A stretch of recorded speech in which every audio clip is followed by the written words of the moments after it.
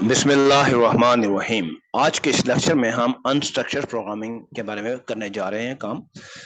इससे पहले कि हम लेक्चर स्टार्ट करें, एक क्विक रिमाइंडर, क्योंकि ये हमारी सीरीज 0 का लास्ट लेक्चर है और मैं चाहता हूं कि हम अगली सीरीज को स्टार्ट करने से पहले अब तक इस सीरीज के अंदर जितने लेक्चर हुए हैं उसमें अगर आपके कोई डाउट्स हो, कोई क्वेश्चंस हो, तो आप मुझे वो कमेंट्स में दें और मैं फिर उनको कंपाइल करने के बाद एक कॉम्प्रिहेंसिव इसका रिस्पॉन्स तैयार करूं जिसमें आपके तमाम डाउट्स और तमाम चीजों को मैं क्लियर करूं इससे पहले कि हम आगे चलें।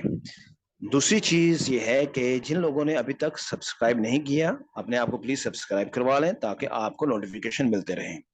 मेरा जो इंट्रोडक्टरी चैनल के ऊपर इंट्रोडक्टरी लेक्चर है और उसकी जो डिस्क्रिप्शन है, डिस्क्रिप्शन में मैंने एक सिंपल एक छोटा सा आइडिया आपको दिया है कि हम क्या क्या चीजें इन फ्यूचर में करने जा रहे हैं। सीरीज 0 जो है वो basic Java programming, Java is the tool language, basic programming, फिर ऑब्जेक्ट ओरिएंटेड प्रोग्रामिंग, फिर पैकेजेस, फिर डिजाइन पैटर्न, फिर इसी फैशन में हम चलते जाएंगे और आगे फर्दर सीरीज भी आएंगी जैसे जैसे हम आगे चलेंगे। तो अभी हम ये चाहते हैं कि आप के क्वेश्चन और डाउट्स तमाम बेसिक प्रोग्रामिंग से रिलेटेड जो है वो यहाँ पे क्लियर करके हम आगे चलें। इस रिमाइंडर के साथ हम स्टार्ट करते हैं स्ट्रक्चर प्रोग्रामिंग। स्ट्रक्चर प्रोग्रामिंग का कॉन्सेप्ट एक्सप्लेन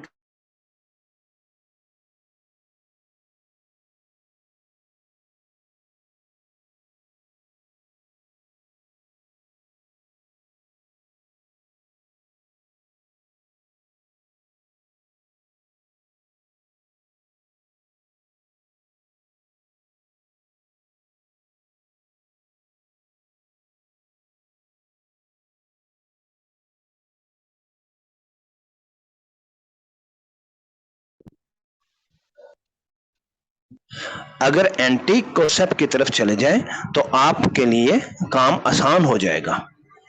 तो किसी भी कॉन्सेप्ट को एक्सप्लेन करने से पहले आप उसके एंटी कॉन्सेप्ट को एक्सप्लेन कर दें। तो स्ट्रक्चर्ड प्रोग्रामिंग को हम एक्सप्लेन करने से पहले अनस्ट्रक्चर्ड को देखते हैं कि अनस्ट्रक्चर्ड क्या चीज है। पुराना तरीकाकार जो था प्रोग्राम का वो ये था कि पूरा प्रोग्राम कंप्लीट एक प्रोग्राम होता था। उसकी मैंने कोशिश की है ये जावा के अंदर बनाने की, हालांकि जावा जो है एक अच्छी लैंग्वेज नहीं है इस चीज को एक्सप्लेन करने के लिए, मगर फिर भी कॉन्सेप्ट आपको क्लियर हो जाएगा। जावा के अंदर एक क्लास है, क्लास के अंदर एक मेन मेथड है जो कि इस क्लास को एक एप्लीकेशन बनाता है। जब भी हम इस प्रोग्राम को एग्जीक्यूट करेंगे तो मेन से एग्जीक्यूट होगा और मेन के अंदर यहां से स्टार्ट हो रहा है और यहां पे एंड हो रहा है। तो एक प्रोग्राम जो कि स्टार्ट से एंड तक कंप्लीट प्रोग्राम हो, उस प्रोग्राम के अंदर आप किसी दूसरे प्रोग्राम को इस्तेमाल ना करें, कॉल ना करें, ऐसे प्रोग्राम को हम अनस्ट्रक्चर्ड प्रोग्राम कहते हैं। अब ये देखें, इस प्रोग्राम के अंदर हमारे पास 4 स्टेटमेंट है और इसमें से कोई भी स्टेटमेंट किसी दूसरे प्रोग्राम को कॉल नहीं कर रही और इसीलिए हमने इसके ऊपर कोई इंपोर्ट्स नहीं लगाई। तो ये एक एग्जांपल है अनस्ट्रक्चर्ड प्रोग्राम की। अनस्ट्रक्चर्ड प्रोग्राम के साथ इशू ये है कि उसके अंदर लिटिल और हार्ड और नो रीयूज। एक चीज याद रखें, जैसे कि रियल एस्टेट बिजनेस के अंदर लोकेशन सबसे अहम चीज है किसी प्लॉट की प्राइस के लिए। एक इस्लामाबाद में अगर आप फैजाबाद में एक प्लॉट लें या G9 मरकज में लें या F8 मरकज में लें तो लोकेशन के हिसाब से उसकी प्राइस होगी, सेम साइज का प्लॉट। इसी तरह हमारी सॉफ्टवेयर के अंदर, सॉफ्टवेयर डेवलपमेंट के अंदर, सॉफ्टवेयर इंजीनियरिंग के अंदर रीयूज जो है ये है मेन कीवर्ड। सारी चीज इसके गिर्द रिवॉल्व करती है, तमाम टेक्निक्स, प्रोसेसेस। जिसका जितना अच्छा रीयूज होगा, जितना हाई रीयूज होगा, वो उतना ही सक्सेसफुल प्रोग्राम और अच्छा प्रोग्राम होगा। चलते चलते एक और चीज स्ट्रक्चर प्रोग्रामिंग की तरफ आते हैं। स्ट्रक्चर प्रोग्रामिंग ये है कि डिवाइड एंड कंकर के बड़ी बड़ी प्रॉब्लम्स को, बड़े बड़े कॉम्प्लेक्स चीजों को हम डिवाइड एंड कंकर, छोटे छोटे पार्ट्स में डिवाइड करके इजीली डेवलप करके फिर उनको कनेक्ट अप करते हैं। ये है डिवाइड एंड कंकर की स्ट्रेटेजी, पॉलिसी, जिसको हम सॉफ्टवेयर इंजीनियरिंग के अंदर बहुत फ्रीक्वेंटली इस्तेमाल करते हैं। तो इसी से हमारा ये चीज एस्टेब्लिश होती है। एक चीज याद रखें, सॉफ्टवेयर लाइफ किसी भी ऑर्गेनाइजेशन के अंदर, आज ईयर 1 में एक ऑर्गेनाइजेशन एक सॉफ्टवेयर को डेवलप करवाती है और उसमें कुछ एक्सपेंडिचर लगाती है और उसको अगले 25 साल तक चलाती है और 25 साल के बाद एक और 25 साल का प्लान है उनका कि इस सॉफ्टवेयर को चलाया जाए। तो ये पूरे का पूरा उसका लाइफ साइकिल है सॉफ्टवेयर का। तो सॉफ्टवेयर का जो लाइफ साइकिल है उसके अंदर डेवलपमेंट का पार्ट जो है वो एक थंब रूल के तौर पे आप यूं समझ लें कि 40% है, बाकी 60% जो है वो उसकी मेंटेनेंस है। और मेंटेनेंस उसी सूरत में अच्छी हो सकती है अगर उसमें उसका रीयूज आसान है, easy to maintain, easy to reuse, easy to reengineer. ठीक है, तो डिवाइड एंड कंकर बहुत इंपॉर्टेंट है। तो स्ट्रक्चर प्रोग्रामिंग में हम क्या करते हैं, इसको डिवाइड एंड कंकर कर देते हैं। मेन प्रोग्राम और सब प्रोग्राम को कौन सा है, एक प्रोग्राम दूसरे प्रोग्राम्स को कॉल करता है जिसके अंदर इजी और हायर यूज होता है। आपको याद होगा हमने पीछे प्रोग्राम्स के अंदर एक प्रोग्राम बनाया था जिसके अंदर आपको मेंटल मैथ के मैंने एक क्वेश्चन दिया था और उसके बाद उसको हमने प्रोग्राम बनाया था कि हमने यूजर से इनपुट्स ली, उसको कैलकुलेट किया और रिजल्ट को वापस दिया। तो वहां पे हमने बहुत सारे एक्स्ट्रा मेथड्स को कॉल किया था जो डिफरेंट पैकेजेस से आए थे। 3 पैकेजेस अभी तक हमने इस्तेमाल किया, इंपोर्ट पैकेज, यूटिल पैकेज और स्विंग पैकेज, उसकी क्लासेस को हमने इस्तेमाल किया था। तो ये है हमारा कॉन्सेप्ट स्ट्रक्चर और अनस्ट्रक्चर का। हम आगे चलते हैं। यहाँ पे हम एक क्लास, मैथ क्लास जो कि लैंग पैकेज के अंदर मौजूद है, डिफॉल्ट पैकेज के अंदर, उसके बहुत सारे मेथड्स जो हैं वो मौजूद हैं। इस क्लास को दिखाने का मकसद ये है कि बहुत सारे लोग कैलकुलेशंस के अंदर मैथमेटिकल कैलकुलेशन करते हैं प्रोसेसिंग के अंदर और बहुत सारी लाइब्रेरीज का इस्तेमाल करते हैं। Instead of making your own libraries, आप बनी बनाई मैथ क्लास को इस्तेमाल करके उसके मेथड को कॉल कर सकते हैं। यहाँ देखिए ये tan का मेथड है, स्क्वायर रूट का मेथड है, साइन का मेथड है। तो इस तरह बहुत सारे मेथड जो है हम इस्तेमाल करते हैं। एक प्रोग्राम जो है वो बेसिकली इस डायग्राम से रिप्रेजेंट हो सकता है। एक प्रोग्राम जो है वो टेक्सचुअली इस तरीके से लिखा जा सकता है। प्रोग्राम का नेम, लिस्ट ऑफ पैरामीटर्स, उसकी रिटर्न। तो इस प्रोग्राम के अंदर अगर हम इसको पिछली स्लाइड से कंपेयर करेंगे, जो मेन मेथड था हमारा, मेन मेथड जो है हमारे पास वॉइड रिटर्न कर रहा है, अंदर क्या जा रहा है, आर्क्स। तो कितने आइडेंटिफायर्स पास इन हो रहे हैं वो उसकी पैरामीटर लिस्ट है, इनपुट लिस्ट। सो एक एरो इन और एक एरो आउट, मगर एरो आउट जो है वो वॉइड दे रहा है, यानी कि कोई चीज रिटर्न नहीं कर रहा। तो इस डायग्राम के थ्रू हम हर किस्म के प्रोग्राम को रिप्रेजेंट करवा सकते हैं।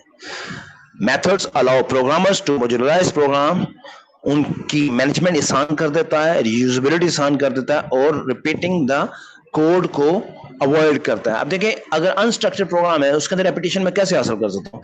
लेट्स से कि पूरे प्रोग्राम का 10% मुझे रीयूज करना है तो मुझे 10% कॉपी करके यहाँ से दूसरे प्रोग्राम में पेस्ट करूंगा, मगर इसके अंदर डिसएडवांटेज ये है कि मुझे बहुत सारे वेरिएबल्स को रीनेम करना पड़ेगा according to the new program. ठीक है, तो बहुत सारी एफर्ट करनी पड़ेगी। तो ये जो है ये एक अच्छा सिस्टमैटिक वे ऑफ रीयूज नहीं है।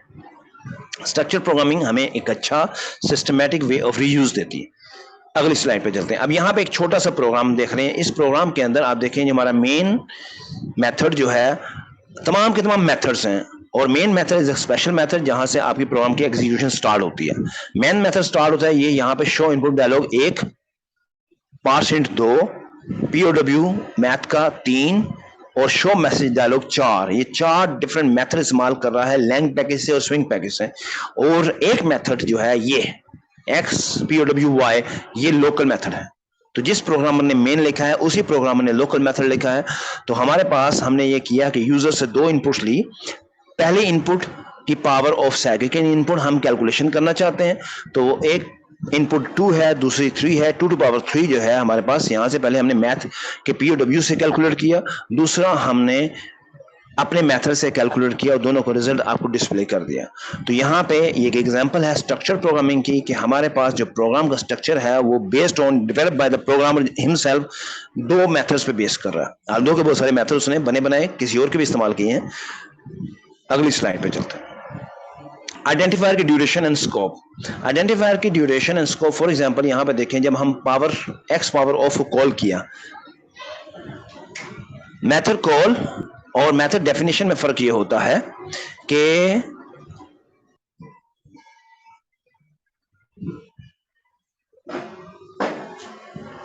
मेथड डेफिनेशन में और मेथड कॉल में फर्क ये होता है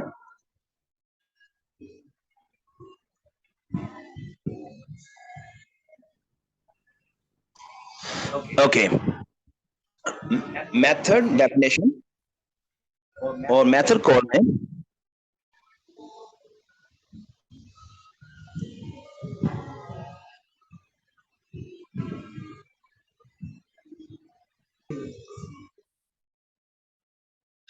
मेथड डेफिनेशन और मेथड कॉल में फर्क ये होता है कि मेथड डेफिनेशन हम पीछे भी इसको पढ़ चुके हैं, वो ब्लॉक से फॉलोड होती है। यानी कि मेथड जहां आपको राउंड ब्रैकेट्स नजर आए अदर देन टाइप कास्टिंग के राउंड ब्रैकेट डिफरेंट है। अदर देन टाइप कास्टिंग, जहां आपको राउंड ब्रैकेट नजर आए वो एक मेथड कॉल की इंडिकेशन है। मेथड की इंडिकेशन है। मेथड दो तरह से आ सकता है, या तो उसकी डेफिनेशन आ सकती है या उसकी कॉल आ सकती है। डेफिनेशन जो मेथड राउंड ब्रैकेट के बाद एक करली ब्रैकेट के ब्लॉक से फॉलो हो उसको कहते हैं मेथड डेफिनेशन, और जो मेथड की राउंड ब्रैकेट सेमीकोलन से फॉलो हो उसको कहते हैं मेथड कॉल। तो यहाँ पे आप देखें हमने जो अभी नेम किए थे ये सारे मेथड कॉल हो रहे हैं, और दो मेथड हम इस पूरे प्रोग्राम में डिफाइन कर रहे हैं, एक XPOWY और दूसरा मेन। ठीक है जी। अब यहाँ पे हम बात कर रहे हैं आइडेंटिफायर स्कोप एंड ड्यूरेशन की। जब मेथड कॉल होता है XPOWY तो उसका रिजल्ट 1 स्कोप में आ जाता है, और इसका ड्यूरेशन क्या है जब तक ये मेथड की एग्जीक्यूशन कंप्लीट नहीं होती। अभी आई का स्कोप जो है वो इस ब्लॉक तक है, इस ब्लॉक से बाहर आई का कोई स्कोप नहीं है, न आई इससे पहले को मीनिंग रखता है न इस लाइन के बाद को मीनिंग रखता है। ये है इसका स्कोप, क्योंकि ये डिफाइन इस ब्लॉक के लिए स्कोप हुआ है, डिफाइन हुआ है, और इसका स्कोप जो है इस ब्लॉक के लिए है। और एक ब्लॉक कौन सा है? वन लाइन स्टेटमेंट, क्योंकि एक लाइन है इसलिए मुझे ब्लॉक की वो करली ब्रैकेट लगाने की जरूरत नहीं है, लगा लूं तो बेहतर है क्योंकि क्लैरिटी आती है। तो ये हो गया हमारे पास आइडेंटिफायर का ड्यूरेशन एंड स्कोप। रिकर्शन, एक मेथड जो अपने आप को कॉल करे उसको कहते हैं रिकर्शन। इस प्रोग्राम के अंदर ऐसी सिचुएशन मैथमेटिक्स के अंदर जहां हम फैक्टोरियल वगैरह कैलकुलेट करते हैं तो हमारे पास जो पिक्चर बनती है वो इस तरह की पिक्चर बनती है कि अगर हमें से कहा जाए कि 5 का फैक्टोरियल, तो 5 का फैक्टोरियल क्या होता है? 5 टाइम्स 4 फैक्टोरियल, 4 का फैक्टोरियल 4 टाइम्स 3 फैक्टोरियल। तो जब तक हम बेस केस तक नहीं पहुंचते 1 फैक्टोरियल 0 फैक्टोरियल, हमें पता है उसका आउटपुट जो होता है 1 होता है, जब तक वो नहीं वहां तक नहीं पहुंचते हम पिछले को कैलकुलेट नहीं कर सकते। तो यही चीज आपको पिक्टोरिकली यहाँ दिखाई है और यही चीज हमने प्रोग्रामिंग में अप्लाई की है। तो एक फैक्ट का मेथड अपने आप को जो कॉल करता है, तो आप जब भी किसी मेथड के अंदर उस मेथड की कॉल को देखें आप सिंपली कह सकते हैं ये एक रिकर्शन का प्रोसेस चल रहा है। तो अब देखें जब इस मैथ प्रोग्राम को रन किया जाएगा तो एट ए स्टेज आपके पास ये 5 मेथड कॉल्स नजर आएंगी होंगी मेमोरी के अंदर एक्सक्यूज मी 5 मेथड कॉल्स होंगी। जब तक वो छठी कॉल अपना रिजल्ट नहीं देगी जिसके अंदर यहां से रिजल्ट जाएगा उस वक्त तक पिछली कॉल्स टर्मिनेट नहीं होंगी। तो यहाँ पे क्या है, हर मेथड के अंदर अपना y वेरिएबल है सेपरेट। ठीक है, this is method, this is the recursion. Method overloading क्या है? अगर एक क्लास के अंदर 2 मेथड्स हैं same name but different parameter list, फर्ज करें इसको हम इंट कर दें तो फिर दिस इज ओके, क्योंकि int is different type, double is different type. अगर यहाँ पे हम इंट कर दें तो हमारा दिस इज ओके कि 2 method names, 2 method with the same name, different parameter list, doing different jobs, different task is called, or doing the same task doesn't matter, is called the method overloading।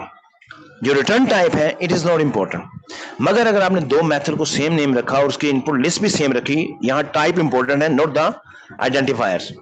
अगर input list भी same रखी तो क्या होगा? This is illegal. आज के lecture हम यहाँ स्टॉप करते हैं। खत्म करने से पहले एक बार फिर आपको रिमाइंडर कि सीरीज 0 का ये लास्ट लेक्चर है, और मैं चाहता हूं कि अब तक हमारे व्यूअर्स के जितने क्वेश्चन हो सीरीज 0 के तमाम लेक्चर्स के ऊपर उसको कमेंट्स में डाला जाए ताकि मैं उनको कंपाइल करूं और एक कॉम्प्रिहेंसिव वीडियो रिकॉर्डिंग करूं, लेक्चर रिकॉर्डिंग करूं, या आपको कमेंट्स के अंदर ही आपके क्वेश्चन को आंसर करूं इससे पहले कि हम अगली सीरीज की तरफ जाएं।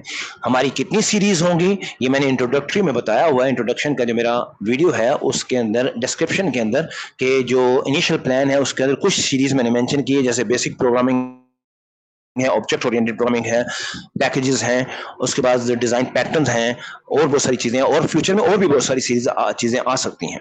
ठीक है, तो मगर हर सीरीज मेरी इंडिपेंडेंट होगी, क्योंकि हर सीरीज को कहीं से भी आप स्टार्ट करें, किसी भी लेक्चर से स्टार्ट करें, विद लिटिल एफर्ट आपको अंडरस्टैंडिंग होगी उसकी। ये नंबर 1 रिमाइंडर। नंबर 2 रिमाइंडर, जिन्होंने अभी तक सब्सक्राइब नहीं किया वो प्लीज सब्सक्राइब करा लें ताकि आपको मेरी नोटिफिकेशन टाइमली मिला करे और हम एक कलेक्टिव वे में मूव फॉरवर्ड करें as a whole one class. ठीक है जी, thank you very much, until next time, take care.